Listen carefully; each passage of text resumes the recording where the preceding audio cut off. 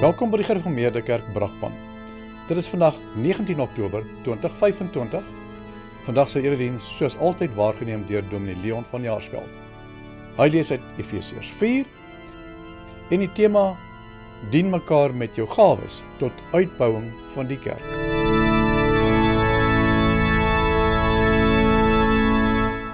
Ons hulp is in die naam van die Here wat die hemel en die aarde geskaap het en wat trou bly tot in ewigheid. Genade en vrede vir julle van hom wat is en wat was en wat kom, en van die 7 geeste voor sy troon, en van Jesus Christus, die geloofwaardige getuie, die eerste wat in die dood opgestaan het, die heerser oor die konings van die aarde. Amen. Kom ons staan, dan loof ons die Here deur saam te sing uit Psalm 33, daarvan verse 1 en 11. Sing vrolik, hef die stem na bowe, regverdig is, verhef die Heer.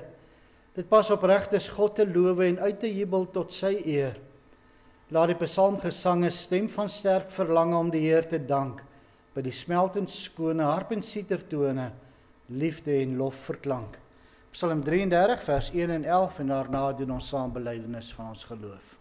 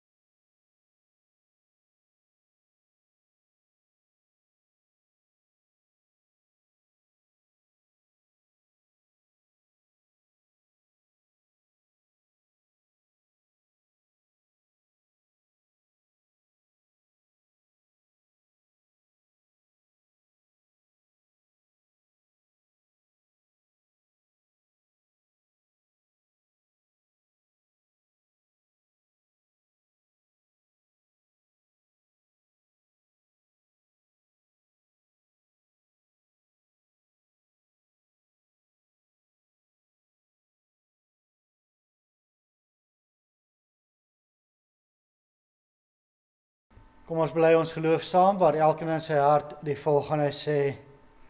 Ek glo in God die Vader, die Almagtige, die Skepper van hemel en aarde, en in Jesus Christus, sy eniggebore Seun, ons Here, wat ontvang is van die Heilige Gees, gebore uit die Maagd Maria, wat gelei het onder Pontius Pilatus, gekruisig is, gesterf het en begrawe is.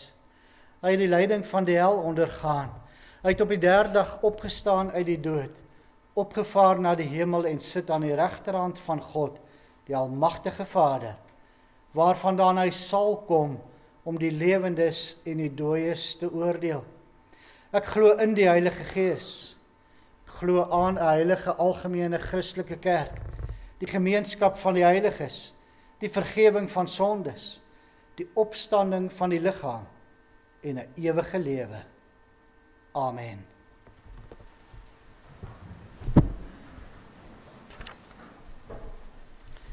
Ons luister na die wet van die Here, soos dit vir ons opgeteken staan in Eksodus 20. Toe het God al hierdie gebooie aangekondig. Ek is die Here jou God wat jou uit Egipte uit die plek van slawerny bevry het. Jy mag naas my geen ander gode hê nie. Jy mag nie vir jou 'n beeld of enige afbeelding maak van wat in die hemel daarbo, of op die aarde hieronder, of in die water onder die aarde is nie. Jy mag hulle nie vereer of dien nie, want ek, die Here jou God, eis onverdeelde trou aan my. Ek reken kinders die sondes van hulle vaders toe, selfs tot in die 3de en 4de geslag van die wat my haat. maar ek betoon my liefde tot aan die 1000ste geslag van die wat my lief het en my gebooie gehoorsaam. Jy mag die naam van die Here jou God nie misbruik nie, want die Here sal die een wat sy naam misbruik nie ongestraf laat bly nie. Sorg dat jy die Sabbatdag heilig hou. 6 dae moet jy werk en alles doen wat jy moet, maar die 7de dag is die Sabbat van die Here jou God. Dan mag jy geen werk doen nie. Nie jy of jou seun of jou dogter, of die man of vrou wat vir jou werk, of enige dier, of die vreemdeling by jou nie. Die Here het in 6 dae die hemel en alles daarin gemaak, die aarde en alles daarop, die see en alles daarin. Op die 7de dag het hy gerus. En daarom het die Here dit as gereelde rusdag geheilig. Eer jou vader en jou moeder, dan sal jy lank bly woon in die land wat die Here jou God vir jou gee. Jy mag nie moord pleeg nie, jy mag nie egbreek pleeg nie, jy mag nie steel nie, jy mag nie vals getuienis teen 'n ander gee nie, jy mag iemand anders sy huis begeer nie, jy mag nie sy vrou begeer nie, ook nie 'n slaaf of slavin, bees of 'n donkie, of enigiets anders wat aan hom behoort nie. Kom ons antwoord daarop, terwyl ons so sit, deur saam te sing uit Psalm 38, daarvan verse 1 en 17, en daarna bid ons saam.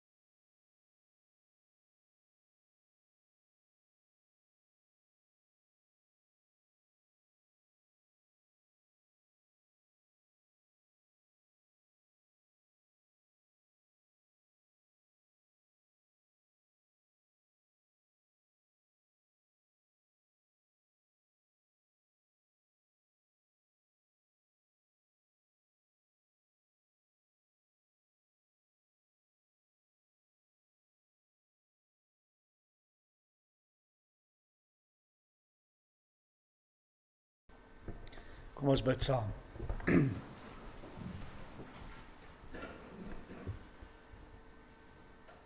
Onse Vader wat in die hemel is, Here, wil U ons in hierdie lewe nie begewe en wees nie ver van ons gebed. Ja, hoor die roepstem van 'n leider. Ja, Here, want U is die een wat ons altyd red. Here, hierdie woorde gee vir ons soveel vertroosting, soveel gemoedsrus, dat ons mag weet, al is ons sondig, al is ons van nature geneig om U en ons naaste te haat, dat ons steeds tot U kan nader, want U is ons Vader wat ons eerste lief gehad het. U maak steeds bemoeienis met ons. U sal ons nie laat vaar nie. Daarom vra ons ook, Here, as ons nou hier so by mekaar is, saamgebind in een geloof in U alleen, dat U met ons sal wees, dat U ons sal lei deur U Gees, dat ons waarlik ook sal hoor wat U vir ons sê in U woord, dat ons lewens daarvolgens sal inrig, en in alles wat ons doen, U eer sal soek. Here, daarom vra ons ook dat U vir ons wysheid sal gee. Wysheid om te weet hoe U wil dat ons moet lewe. En daarom vra ons, o Here, lei ons deur die Gees, sodat ons ook weet watter keuses om te maak, hoe ons moet optree, om soos U kinders te lewe. Here, want daardeur kan ons 'n lig vir die wêreld wees, 'n soutende sout wat ander dors maak vir die evangelie. Maar as daardie oomblik ook aanbreek, as U iemand op ons pad bring waar ons U woord kan verkondig, lei ons dan ook so dat ons dit in waarheid sal doen. Here, ons vra ook dat U ons sonde sal vergewe. Reken dit ons nie toe nie. Ons bid dit om Christus ontwil alleen. Amen. Terwyl ons so sit, sing ons nou saam met Psalm 8, daarvan verse 1, 3 en 4.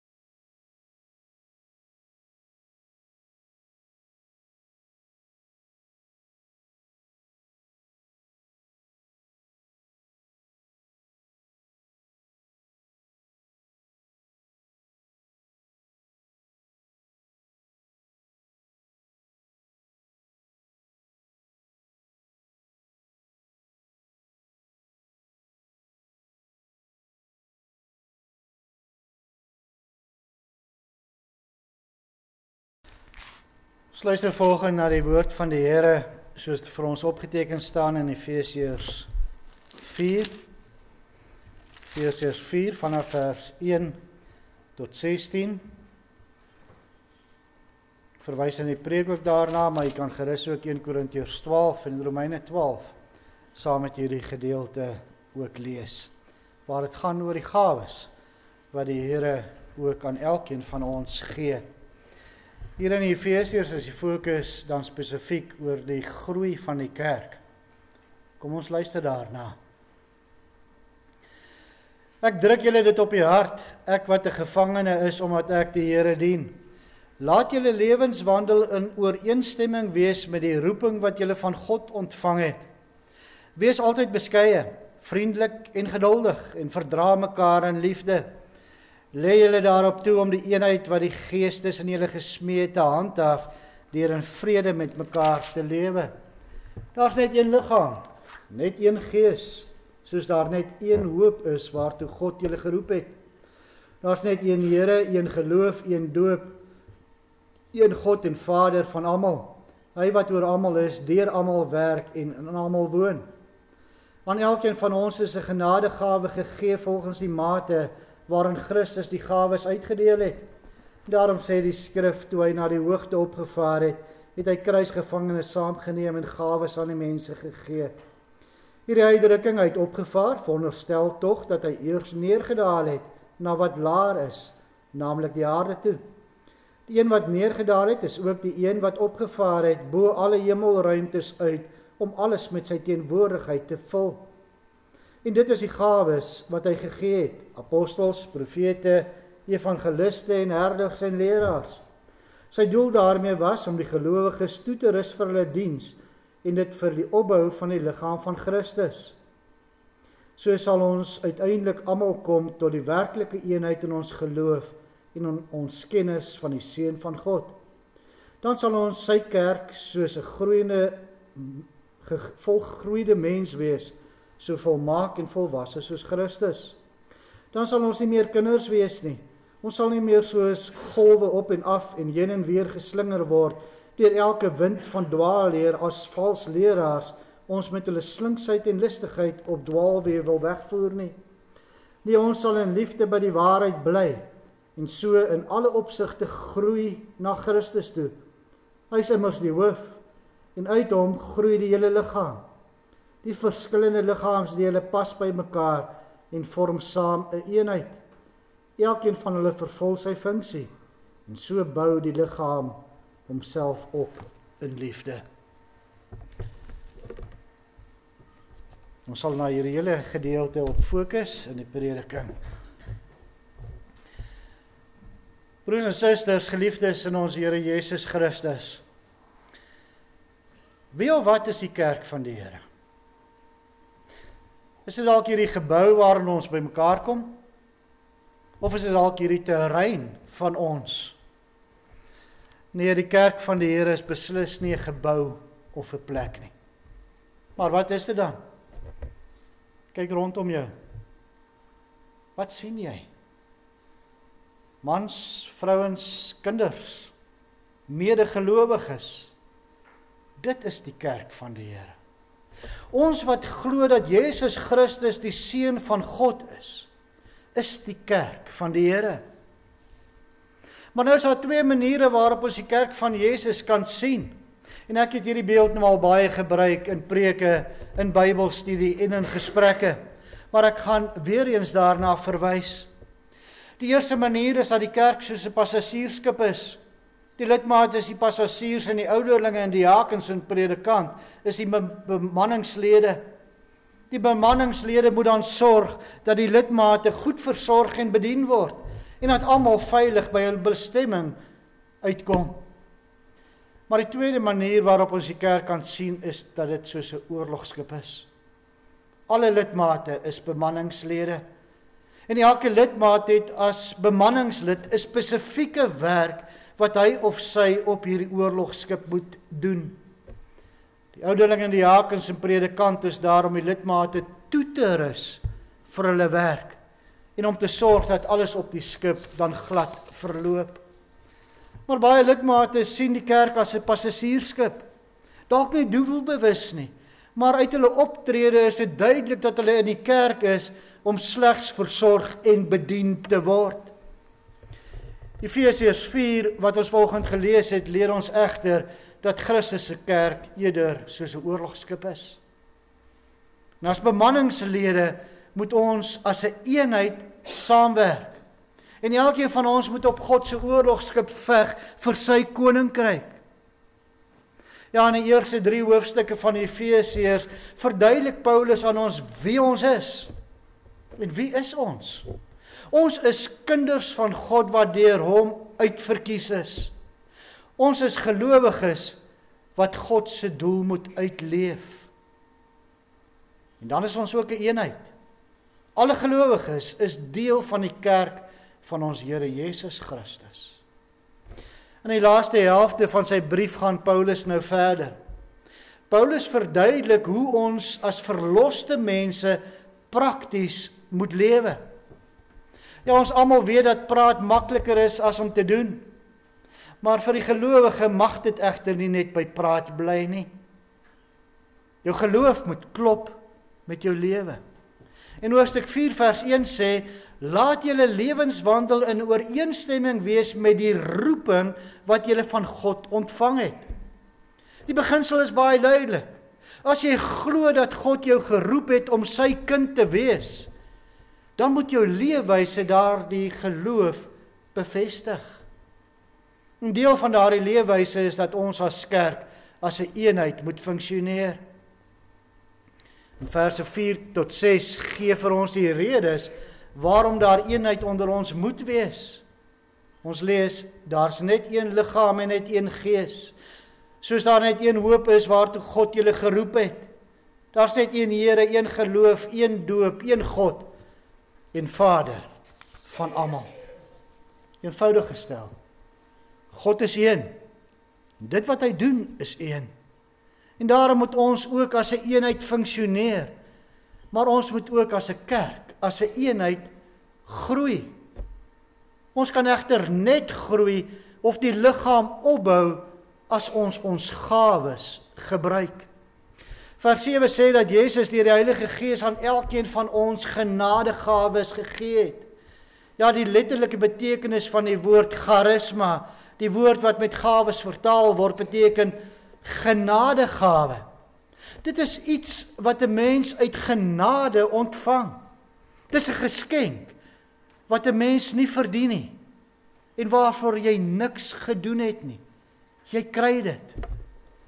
Ja, gawe is 'n buitengewone vermoë wat 'n gelowige van die Heilige Gees ontvang.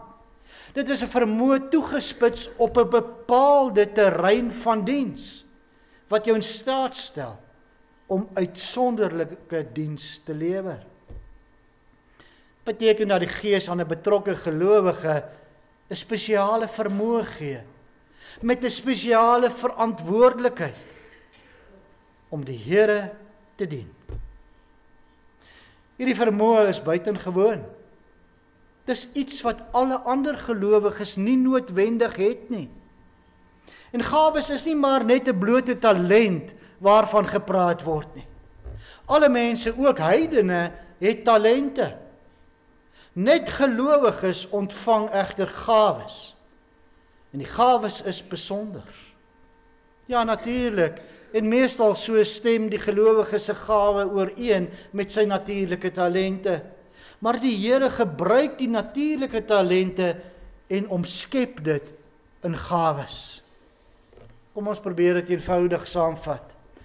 'n Gawe is 'n vermoë wat elke gelowige ontvang om 'n bepaalde diens vir die Here te verrig. Ja, buiten al die ander dinge wat die geloofslewe wat ons daarin ontvang ons ook 'n spesifieke gawe om 'n spesifieke taak te verrig.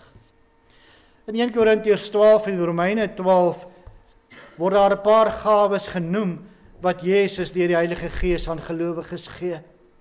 En sulke gawes is byvoorbeeld die gawe om te dien, die gawe om ander te leer, die gawe om ander te bemoedig en die gawe om te gee. Ja, die Nuwe Testament leer ons dat die Heilige Gees baie verskillende gawes aan gelowiges gee om die kerk as 'n eenheid te laat groei. Paulus gebruik dan die beeld van 'n liggaam om ons te verduidelik dat elke gelowige hulle gawes moet gebruik.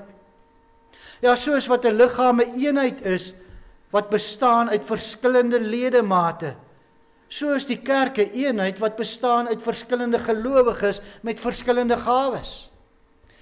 En wanneer hulle gawes saam gebruik, groei die hele liggaam saam as 'n eenheid. Nou vir gelowiges om te weet hoe hulle gawes moet gebruik, is dit belangrik dat hulle toegerus word. En dit is wat vers 12 vir ons wil duidelik maak. Deur die gawes van apostels, profete, evangeliste, herders en leraars, het die Heilige Gees die gemeente van Efese toegerus. Die gawes van apostels en profete kom nie vandag meer voor nie. Want die apostels was ooggetuies van Jesus. En profete het in die tyd van die Ou Testament spesiale openbaringe van God gekry. Maar die gawes van evangeliste, herders en leraars kom vandag nog voor in die ampte van predikant, ouderling en diaken. En deur hierdie ampte wil God vandag nog gelowiges toerus om hulle gawes in sy kerk te gebruik. En hoe word gelowiges dan in ons gemeente toegerus vir hulle diens in die liggaam van Christus? Eredienste is die vernaamste deel van toerusting. Maar daar is ook nog katekisasie, Bybelstudie en huisbesoeke. Maar is egter nie die taak van die predikant en ouderling en diakens om alles in die gemeente te doen nie. Dis ook nie dieselfde groepie lidmate wat alles moet doen en bywoon nie. Elke lidmaat moet sy of haar gawes laat werk. En dit is dan ook presies dit wat gebeur het in die gemeente in Jerusalem, waarvan ons in Handelinge 6 lees, waar die eerste diakens verkies is. Daar het 'n probleem ontstaan waar die Grieks sprekende weduwees gevoel het dat die Hebreëus sprekende weduwees voorgetrek word met die uitdeel van geld en kos. En dit was 'n groot probleem vir die apostels, want hulle aandag en tyd is hierdeur in beslag geneem. En hoe groter die gemeente geword het, hoe erger het dit geword.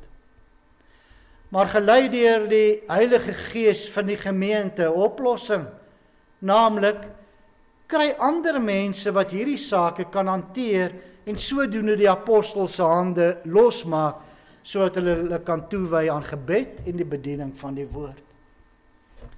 'n Nuwe ampt word tot stand geroep om die probleem te bestry. 7 manne word gekies as diakens. Ja, meer mense begin bedien. Elkeen het sy eie taak. Die hele vrag rus nie meer op die apostels se skouers nie. Die apostels spesialiseer slegs in die woordbediening. En dit beteken nie dat die apostels belangriker is as die ander, of dat hulle taak belangriker is nie. Almal is gelyk. Maar almal het nie dieselfde taak nie.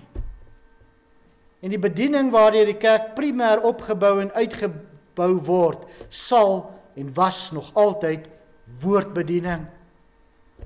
Maar opvallend is dat slegs 7 manne gekies word. Dis 'n baie klein getal vir 'n gemeente van tussen 5 en 10.000 lidmate. Hulle word aangestel oor die bediening van die tafels en koinonia, dit wil sê die samehorigheid in die gemeente.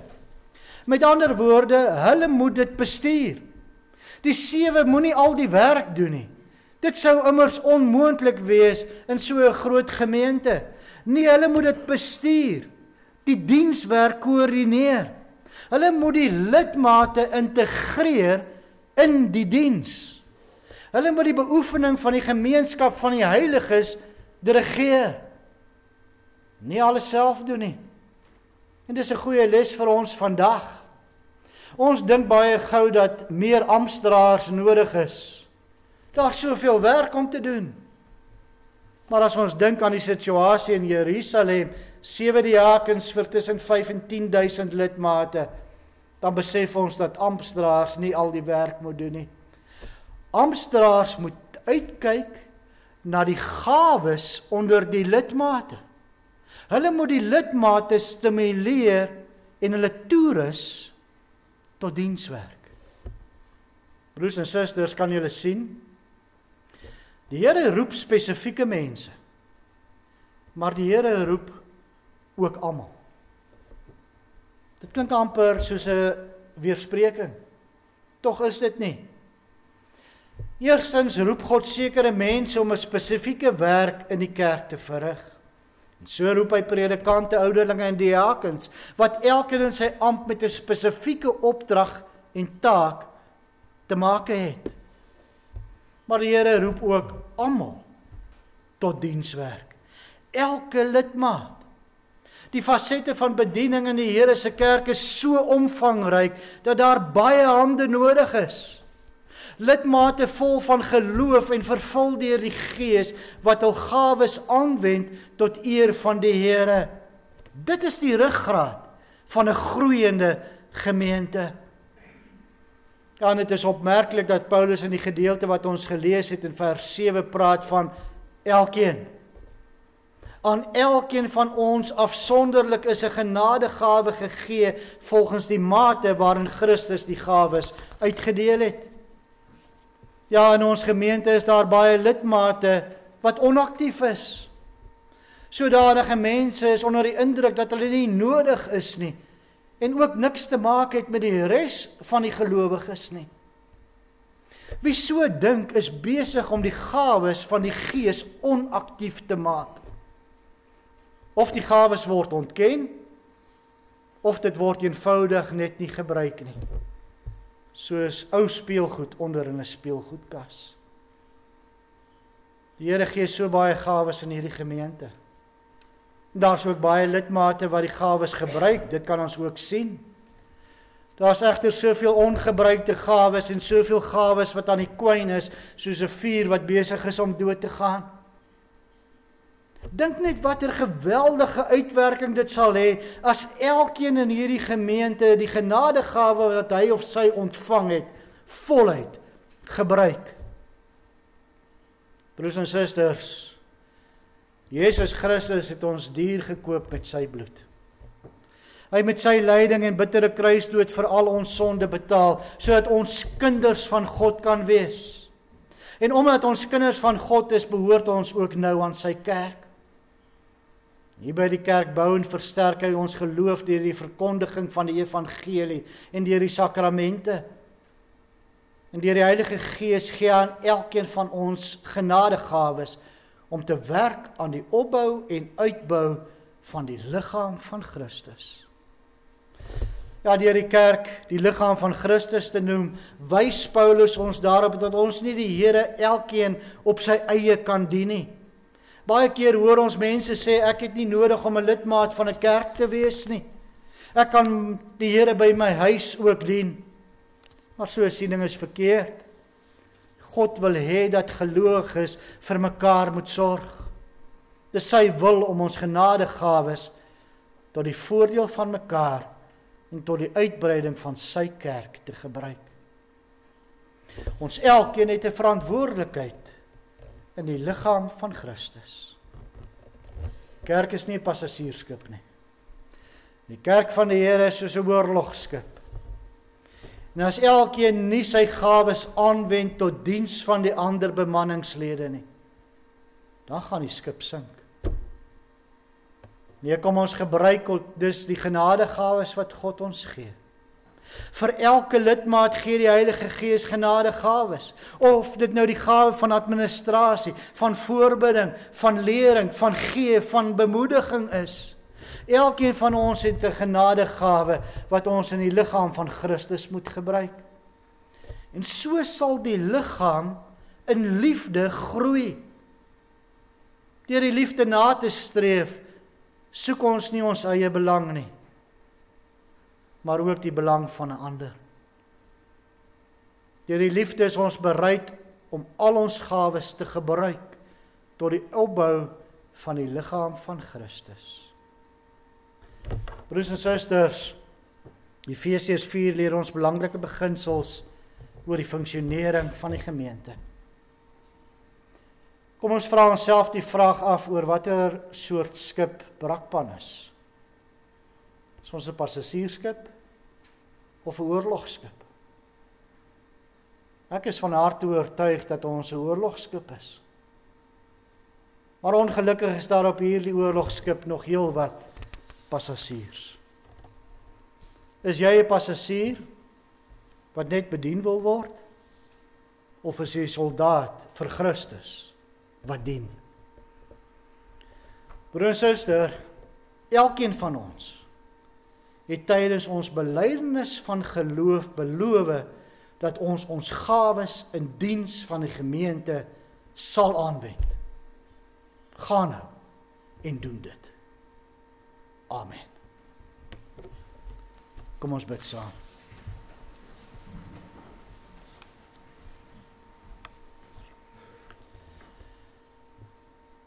Onse Vader wat in die hemel is,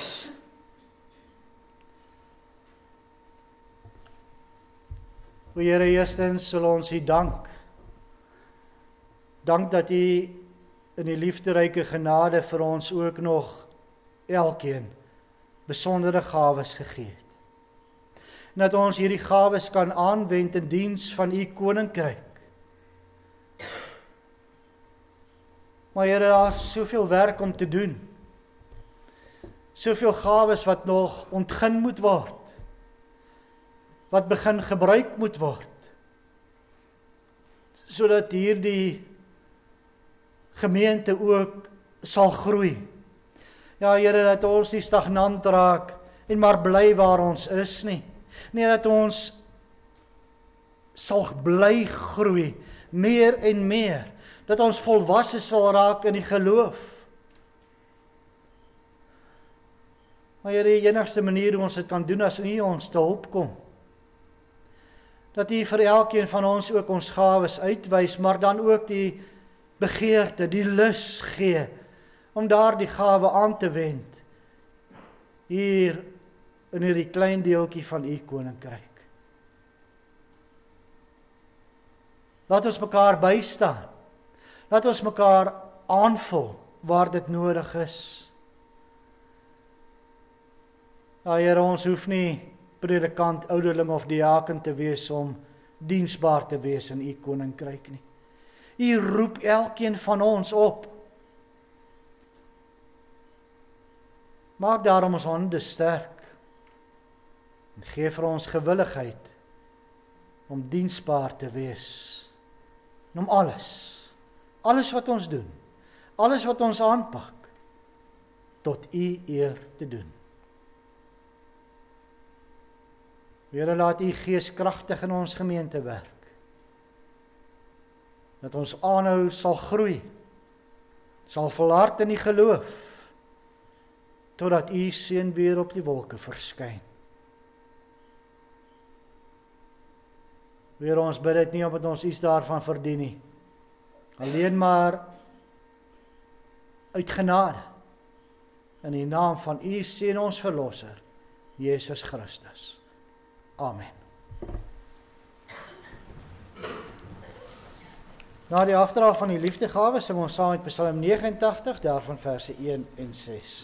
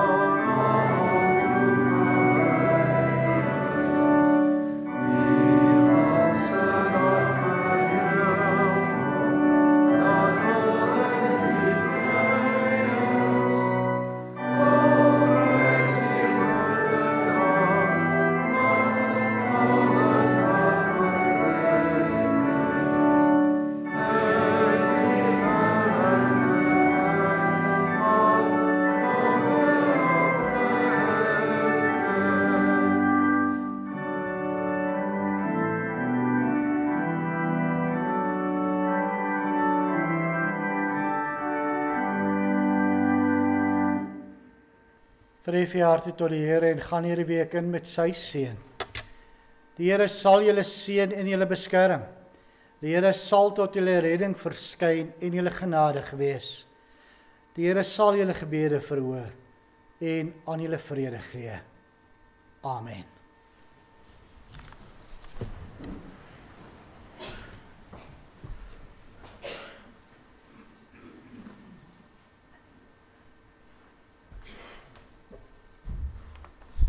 Vriends, goeiemôre broers en susters.